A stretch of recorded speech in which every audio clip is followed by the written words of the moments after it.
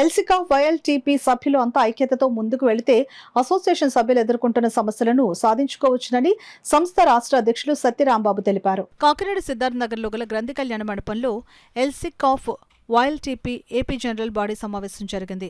Association రాష్ట్ర నాయకులు విజయకృష్ణ సారథ్యంలో జరిగిన జనరల్ బాడీ సమావేశంలో నూతన కార్యవర్గాన్ని ఏకగ్రీవంగా ఎన్నుకున్నారు. తొలుత పూర్వ president Adabala Raja, secretary Srihari, treasurer Satyavani, executive body సభ్యులను రాష్ట్ర కార్యవర్గం శాలువా కప్పి మొక్కను జ్ఞాపికను బహుకరించి ఘనంగా సత్కరించారు.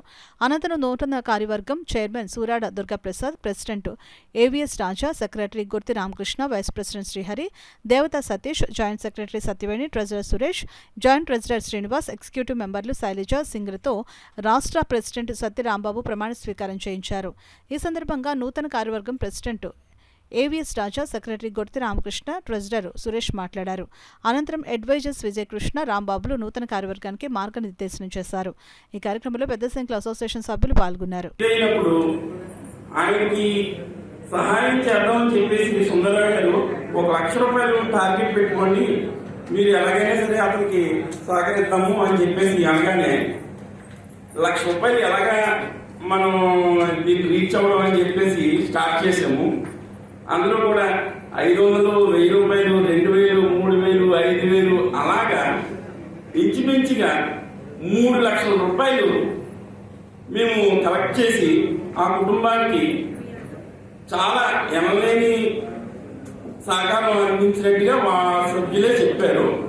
అది మేము చేసిన చాలా పెద్ద కార్యక్రమం అని చెప్పేసి నేను ఈ సభాముఖంగా తెలియజేసుకుంటున్నాను. దానికి అందరూ ప్రతి ఒక్కరు కూడా ఫోన్ చేసి ఇలాగా ఆ కుటుంబం పరిస్థితి ఇలా ఉంది, మనం ఇలా చేద్దాం అనగానే అందరూ కూడా స్పందించి వెంటనే ఆ అమౌంట్ అలా ఇవ్వడం చాలా ఆశ్చర్యంగా కూడా అనిపించింది అన్నమాట.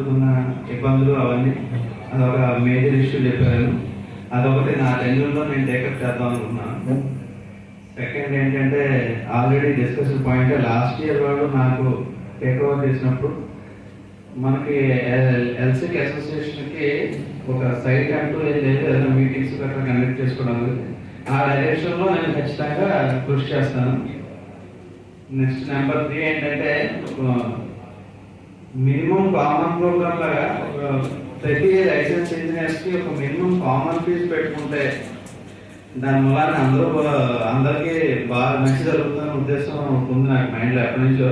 నేను లాస్ట్ సరిపడ నా ఎజెండాలో చెప్పాను, ఒక మినిమం ఫీజు అనేది ఒకటి పెట్టుకుందాం. ఒక అసోసియేషన్కి చిన్న వాళ్ళకి కూడా ఉంటున్నాయి, ఒక ఎల్సీకి వాళ్ళకి మనకే లేదు, ఇంజనీర్స్ లేదు, పెద్ద స్థాయిలో మనకి ఒక మినిమం కామన్ ఫీజెస్ ఏం లేవు. అది మనం పెట్టుకుంటే మనం ఇంప్లిమెంట్ చేసుకుంటే మనకి కాకపోయినా అట్లీస్ట్ మన తోటి సహోదరుడికి ఉపయోగపడుతుంది బాగా. అదే లోకల్ బాడీ కూడా కొన్ని విషయాలు అంటే సర్టిఫికేట్ వాళ్ళకి తెలియక అది ఏం జరుగుతుందో అది వాళ్ళకి అర్థం కాక పూర్తిగా వివరణ తెలుసుకోలేక గ్రూప్లో మెసేజ్ పెట్టడం వల్ల, అంటే గ్రూప్లో పెట్టడం వల్ల గ్రూప్లోనే రిప్లై ఇవ్వకపోతే ఇది తప్పు చేయడం అనుకుంటారని చెప్పేసి రిప్లై ఇవ్వడం జరుగుతుంది మన అసోసియేషన్ నుంచి. ఈసారి నుంచి అలా కాకుండా వారి పర్సనల్గా కాల్ చేసి లేకపోతే వాళ్ళు రిటర్న్గా ఏమైనా ప్రాబ్లం ఉంటే వాళ్ళు రిటర్న్గా ప్రాబ్లం తీసుకొని మన అసోసియేషన్ ఈసీ మెంబర్స్ అందరూ నిర్ణయం తీసుకుని వారికి రిప్లై ఇవ్వడం జరుగుతుంది. ఎవరు గ్రూప్లో ఏదైనా వాళ్ళకి నచ్చని పోస్ట్ కానీ వేరేగా ఇతర పోస్ట్ కానీ పెట్టినా వెంటనే ఎవరు కూడా రిప్లై ఇవ్వకపోవడం మంచిదని నా ఉద్దేశం. అది ఈసీలో చర్చించి తర్వాత పెరిగిన నిర్ణయం తీసుకుని సమాధానం చెప్పడం జరుగుతుంది. లేదంటే వాళ్ళకి పర్సనల్గా కాల్ చేయమని చెప్పి ఆ వివరణ ఇచ్చిన తర్వాతే మనం దాన్ని నిర్ణయం